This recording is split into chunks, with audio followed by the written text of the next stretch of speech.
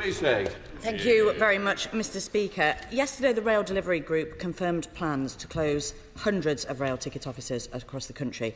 But as usual, as this morning, when difficult decisions are made, the Secretary of State was nowhere to be seen. This announcement, driven every inch of the way by his department, not the industry, as the Minister claimed, has caused huge anxiety for vulnerable passengers, disabled passengers and rail staff up and down the country. And how long have they given people to respond to these hugely consequential plans? Just 21 days, Mr Speaker. A massive change to the network, affecting over 150 million rail journeys a year, hitting elderly and disabled passengers the hardest, and they've been given just 3 weeks to have their say. Why doesn't the Minister just admit it, Mr Speaker? This consultation has nothing to do with taking on board their concerns. It's a rubber stamp for decision that he has already made, with the most vulnerable cut out altogether.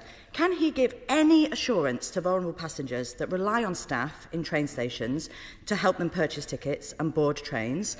Why has he not published equality impact assessments alongside these consultations?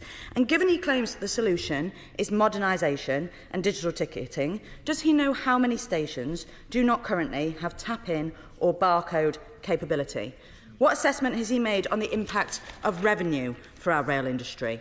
And will he admit this process is merely a prelude for job losses that will mean far fewer staff to serve the travelling public and the continued managed decline of our railways? Because we know what this is really about. It's not about reforming our railways. They've already ditched plans for GB Rail. It's not about modernisation. His department have already confirmed the contactless ticket rollout is limited to London and the South East. This is about one thing and one thing only. The Conservatives crashed the economy, and now they're asking for more self-defeating cuts on our declining railways. On his watch, our rail services are already being run into the ground. Cancellations at record highs, basic services like Wi-Fi being taken away, legislation to reform the network on the scrap heap. Can he simply acknowledge to the House that the Conservatives can't fix the railways because they broke them in the first place?